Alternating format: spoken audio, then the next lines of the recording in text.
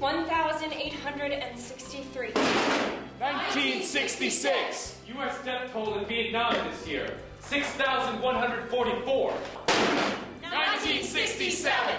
The end of the Vietnam War was powerfully affected by the multiple forms of resistance that were mounted across the country. I can't pick up a paper without seeing somebody call you traitors. These were guys who really thought they were saving lives. I'd like to have 20 or 30 people with me right now. You know you're not alone in this. It's not what it feels like. They did something very controversial, and they didn't even understand how hated they would be when they did it. 1A! 1A! 1A. I've been classified 1A. Available for military duty. Report for Armed Forces Physical. Next week. You can't do that. I have to. You don't. Resistance is our step-by-step, day-by-day work. It doesn't all depend on you tonight.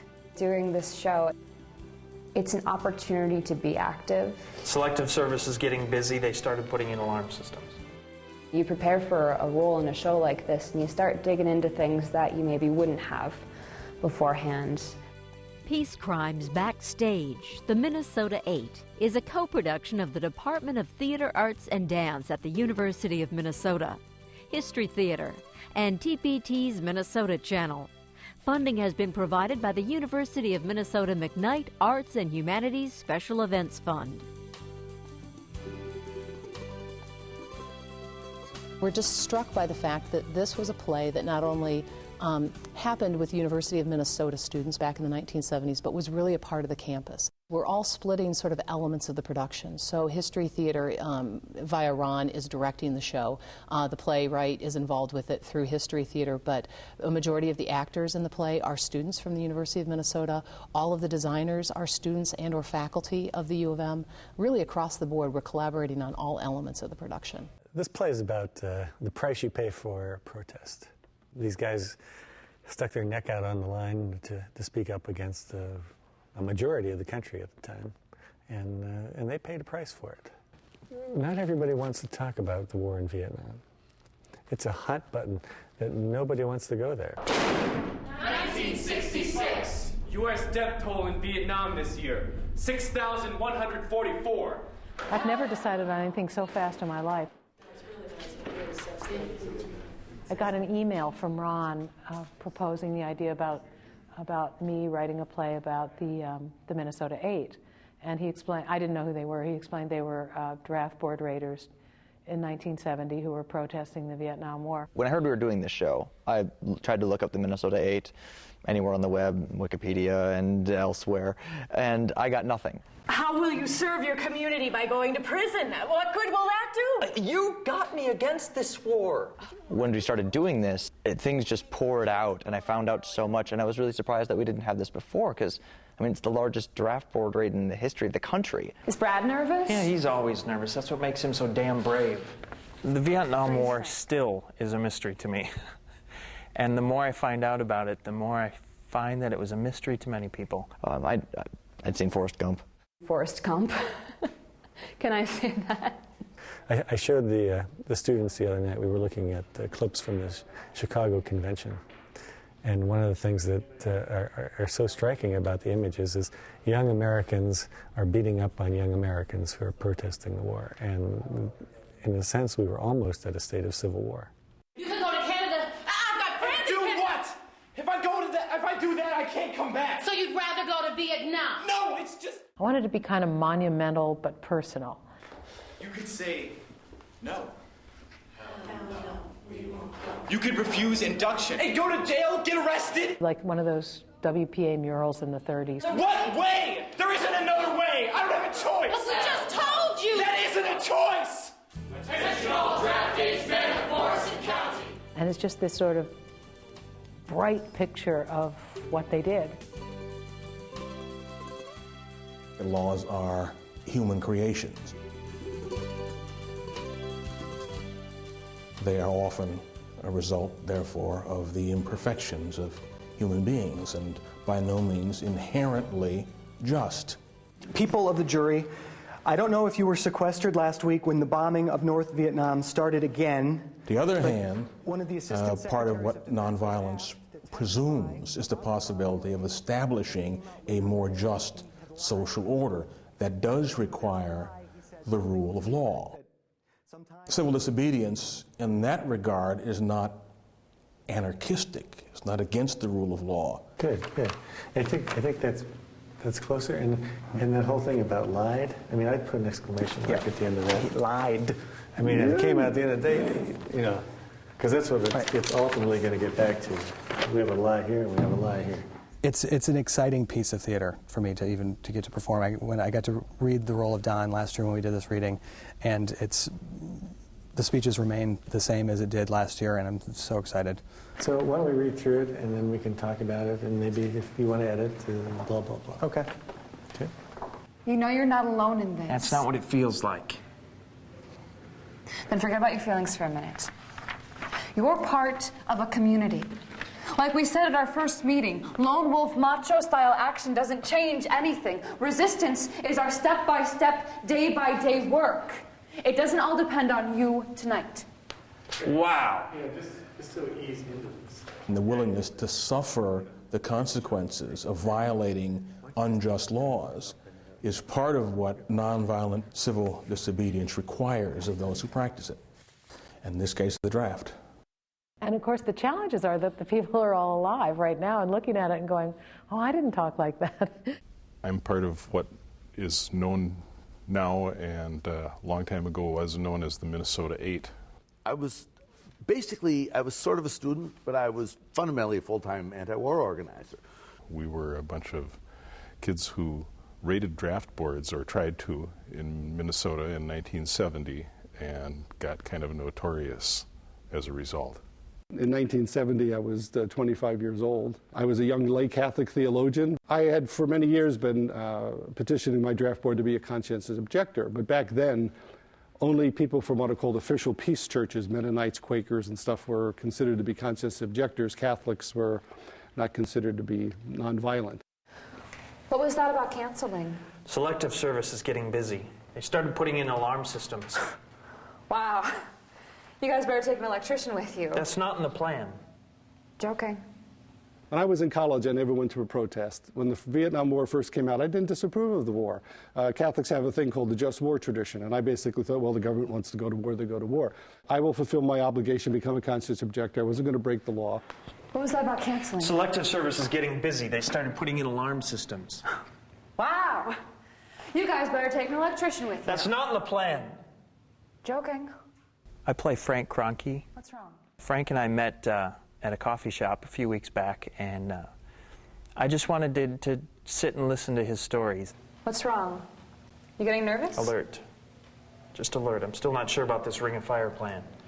Is Brad nervous? He's always nervous. That's what makes him so damn brave. Breathe, Frank. It's gonna be fine. It's rare that an actor gets the opportunity not only to play someone who was a real person, but to play someone who was alive. Okay, breathe, Frank. Yeah. It's gonna be fine. Remember the St. Paul raid? The post office building had alarm systems, and we all got out of there okay. And that was like 20 or 30 people. Yeah, I'd like to have 20 or 30 people with me right now. I did 2 years of alternative service as a staff member of the University of Minnesota Newman Center, which happened to be at the time a very unquiet place. It was a huge peace community led by this priest, Father Harry Berry, who's still a Catholic priest. He himself later chained himself to the American embassy in Saigon. You know you're not alone in this. That's not what it feels like. Then forget about your feelings for a minute. You're a part of a community. Reasonable protest and confidence that the government was going to do something to continue a disillusionment that the president wasn't listening to anybody. You're part of a community. Like we said at our first meeting, lone wolf macho-style action doesn't change anything. And that the Congress was impotent. They weren't going to really take on the president. Resistance is our step-by-step, day-by-day work. It doesn't all depend on you tonight. Wow, you're good. And that the war just kept getting worse and worse. And so we all moved from this sort of standard protest within the context of the law to outrage. If you're not ready for this raid, don't do it. No, we're you ready. Won't be helping anybody. We've practiced. We've cased the place. We know what we're doing. I invented a girlfriend for Frank so that he could, I asked him if it was okay. I said, could I invent a girlfriend for you so we can have some male-female scenes? So let's get going. Drop me off at the women's clinic on your way to pick Mike up. I've got 2 new volunteers to check up on. Nowadays, you hear about women's shelters being around. If you're part of a church, no doubt they have ties to some of them, and a lot of people go and volunteer at these places. What I learned recently was that this safe house where a woman could go and be supported and have other women be strong around her was just completely new. Diane represents these first women who pioneered a place where women could start gaining their independence. What am I doing? I could be on my way to California right now. Frank, are you sure you're okay? I had literally hundreds of guys a week would come through my office, talking about the war, struggling with that decision what to do. The real reason student radicals like me went from being worked within the law to outside the law is the veterans were coming back. In '67, veterans were coming back into this country. They were young, they were part of the youth movement. There was a tremendous influx in '67, '68, and '69 of veterans everywhere, and they were just saying, this war just is insane. This is infuriating. I can't read any more of this. What, Mom? I can't pick up a newspaper without seeing somebody call you traitors. Mindless vandals, misguided young men. Molly Ivins called us idealists in the Tribune. Well, she's the only one. The rest are just hateful. And you believe them? Of course not. I asked Pete, I know your mother's mentioned a lot. Could I write a scene with you and your mother? And I'm going to be putting words in your mouth. I was actually not in jeopardy from the draft because the first Selective Service lottery had taken place the year before, and I actually got a draft lottery number that made me invulnerable. My draft lottery number was 365. You almost couldn't be farther down the list than I was. But why keep it going any longer than you have to? You made your statement with the raids. Why not? Why not just plead guilty like that other boy and take the 5 years probation and get it over with? Because we fight back. We resist. We defend ourselves. If I had been in jeopardy for the draft and conscripted, I would have refused induction. I didn't have any qualms about running headlong into the legal system. Look, there's such a thing as a defense of necessity, okay? We prove that some crimes can be justified to prevent worse crimes from happening. He had input on the script, and I can ask him as to what was the source for a line and how he would have said it, so I can actually bring as much truth to the part as I can. Okay, maybe we were breaking and entering, but how does that compare to the enslavement and deaths of all those draftees? To the crime of war itself? Nice words, Pete, but it's rhetoric. Anybody can use those words, and anybody can see right through them. It's not rhetoric if we can explain it. Oh, you think Judge Devitt is going to sit back and let you explain anything in there? I think it's worth trying. Since I wasn't going to be inducted anyway because of my good lottery number, it was I was happy to be able to do it because I felt like I had to take part in that and really actively oppose the war and conscription both. So you'd risk being convicted of a felony? Going to prison? For what? A chance to explain? I can't believe you're saying this. You're the one who taught me. I got my understanding from you, from your work with the teachers union. You always said, serve your community. How will you serve your community? By going to prison, and what good will that do? You got me against this war. You marched. You protested. I mean, you went to the rally at Kaufman Union with Bill and I. With Bill and me? Okay, right. Right, but you stood there while we turned in our draft cards. You didn't think we were criminals then, did you? I'm talking about your future. Having a felony record for life. Not being able to vote or hold a government job or... Mom, do you think I'm a criminal? So I had this guy, Gordy Nielsen from Big Lake, Minnesota, who became a witness at our trial, walked in one day and said he woke up. He had lied about his age when he was 16, joined the Marines. He was in the Igniting Eye. He did all these search and destroy missions. He killed people. He burned stuff. He killed animals. He said the better Marine, the more you could do, the better Marine you were. He believed all this stuff. And then he came home, got married, had what we now know as post-traumatic stress syndrome, and he's freaked. He doesn't know what's going on. And I'm like, he brought the battlefield, and he said, it socked it to my head. This is the language of the 60s, and he said this in the trial. Socked it to my head. I realized it wasn't a hooch, which is what they called the homes, the thatched homes in Vietnam. It wasn't a hooch, it was a home. It wasn't a gook, it was a person. I hear all this stuff and go like a lot of guys, these veteran stories are like, regardless of your politics, this is the personal aspect of what war does to people. And so then Gordy says to me, well, what are you going to do? Many of the strategies of the anti-war movement have their roots in the strategies of the civil rights movement. One of the things that is clear is that there was a general sense of possibility. The chaos and turmoil that we associate with the time is the other face of that sense of possibility. Draft raids are very practical. It was a paper-based system. I steal your file, you disappear from the system. We wanted to, in a more generic sense, to just throw sand in the wheels of the war machine. Conscription was a tool that the government used to prosecute the war in Vietnam. It populated the Army with people who otherwise wouldn't have done anything like that and made them unwilling servants in warfare.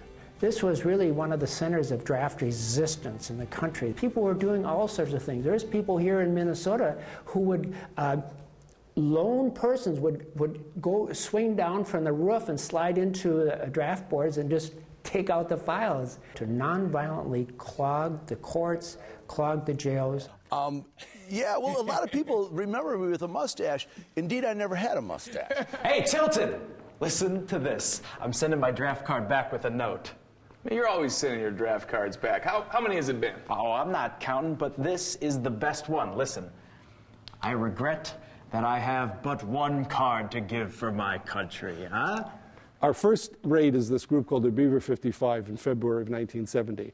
Well, I knew about some of these draft board raids were going on, and I'd been invited to one earlier, but I was a little too nervous. It's kind of silly when you look back at things you do when you're young. I had never cased. I'm going to burgle the post office in downtown St. Paul. It's a 14-story building, right? All the files in Minneapolis, all the files in Ramsey County, and the state headquarters, first time ever, the state headquarters had all their files destroyed. We're all out. Nobody got arrested. Call the press.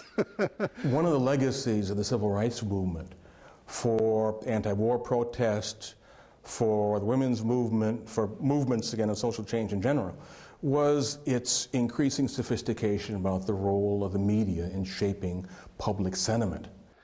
They're giving all this media coverage to the issue, but there's nobody to say we did it. Well, we got to take advantage of this. This is the opportunity we want. We accept political and moral responsibility for the Beaver 55 action, but we're not going to say we did it. Click, click, click, click, click, click, click, click, click. Could do the breathing. And let Mike drive. You don't want to get busted before you can get there. I don't want to get busted, period. Mike doesn't drive unless it's his freaking bicycle. Okay, all right. Do the breathing anyway. Yeah, you're right. You're right. I'll be better in the car. And so we did, over time, assemble over 20 people. We thought, well, let's do some draft boards out around the state and out of the metropolitan area. A ring of fire. Ring of fire. So when it's in the paper, you see we'll get Wabasha, Winona, Faribault, Alexandria, Little Falls. This was the idea, right? We're early marketing type.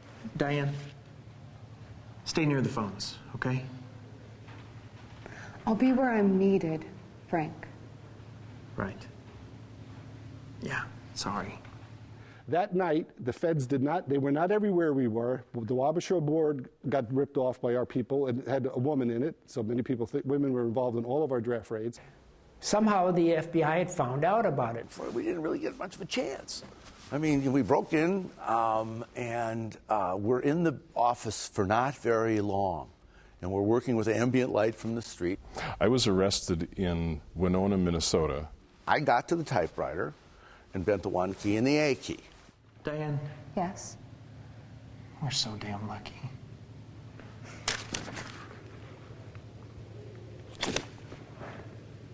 Come on. Mike's got to be wondering where you are. Yeah.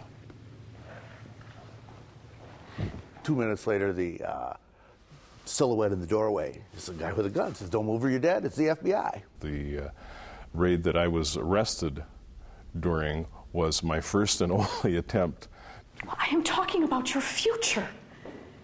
having a felony record for life, not being able to vote, to hold a government job. Mom, do you think I'm a criminal? Do you know what it's like in prison? Do you know what they do to young people in there? I mean, it is not rehabilitation, not by a long shot. I asked you. I know you are trying to be brave, but you are not a tough guy. Not like those guys in there. We knew the FBI had flooded in a lot of people who were trying to find who had done the Beaver 55. We were surprised when we arrived that night, the night of July 10th, 1970, to find that there was a town festival going on, Steamboat Days. A crowd gathered around outside, and I walked over and flashed the V sign behind us, and there was a cheer that went out from the crowd, and the FBI got a little bit nervous. We've got to get these people out of town right away. You're so... Oh, you're so young. Am I a criminal? I don't care what you are as long as you're not in prison. Great. You don't care what I am. I might as well be a criminal. Go underground and be a fugitive. Oh, no, Pete, you know I didn't mean that. I'm late. I gotta go meet Brad. Pete, come back here! Peter! I care what you are. I do care. But I care about your future. Can't you think about that? Doesn't that matter at all? I started finding out what the war was and what was really going on. There's a moment in the play where I, as Don Olson, I've accidentally said that. Finally get a chance to address the jury directly. $50,000 bail, which was a lot of money then, still a lot of money. And we had attempted sabotage charge, which was pretty heavy duty. If this happened today, you said, oh, you'd be a domestic terrorist and you'd be sent off to Gitmo and stuff. Yeah, well, it was the same reaction. Sabotage of the national defense. During 69, 70, and 71, more than half of all federal prosecutions were for selective service violations, and they were only doing a small percentage of them. Judge Edward Devitt was my alter ego. He came from St. John's just like I did. He was at St. John's Prep and St. John's College, and he was me in another generation. Now, this is a thing which stretches back. It has happened again and again, and sometimes people forget. Our trial became an experiment. Each trial was done a little bit differently. And he would not allow the other guys to bring any defense at all. Let's do it from Nixon. Okay. Last week, President Nixon declared the war as one of America's finest hours because we took a difficult task and we succeeded.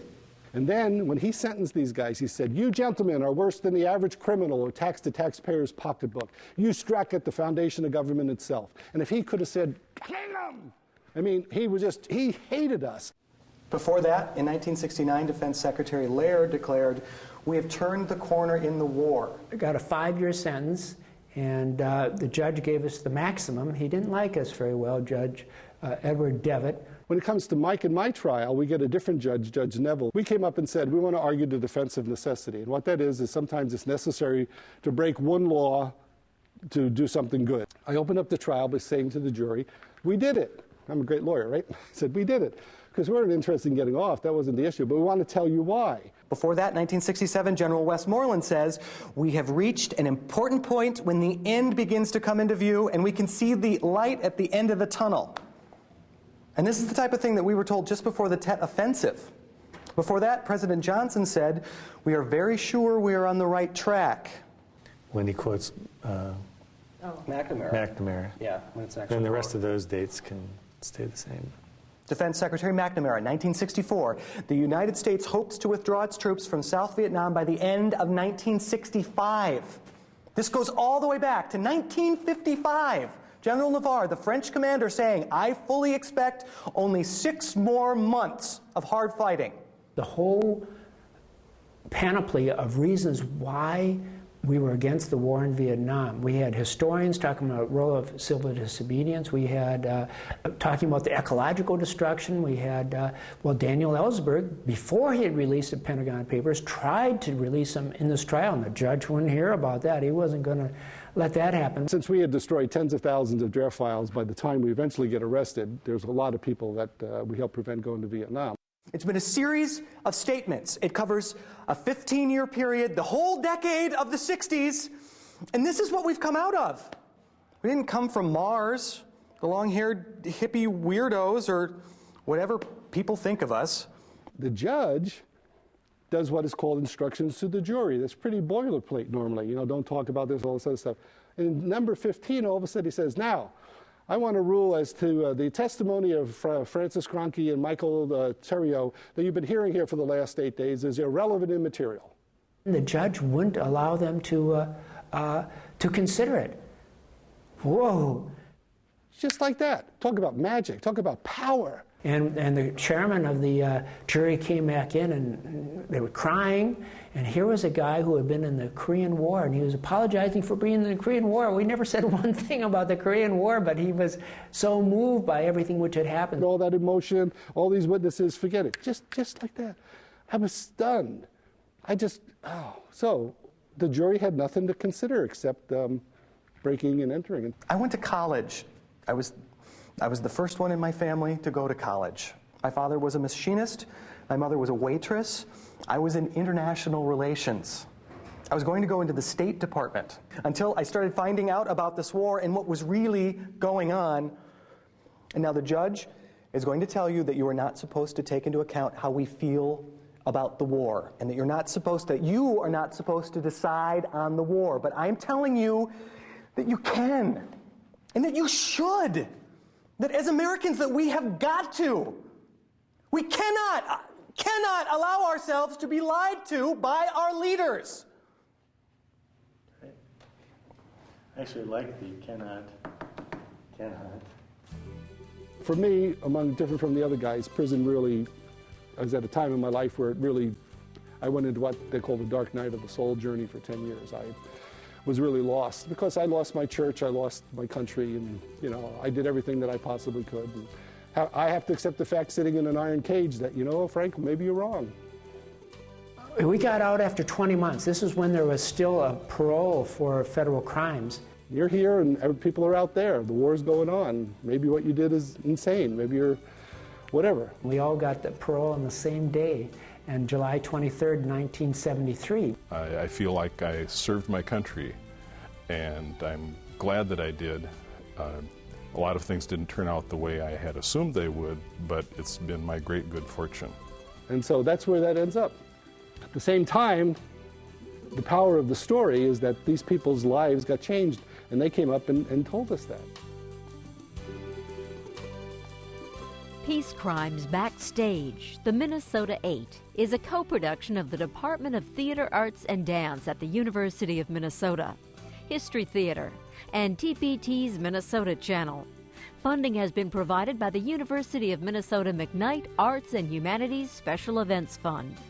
Ticket information for university theater productions can be found on the web at theater.umn.edu or by calling 612-624-2345.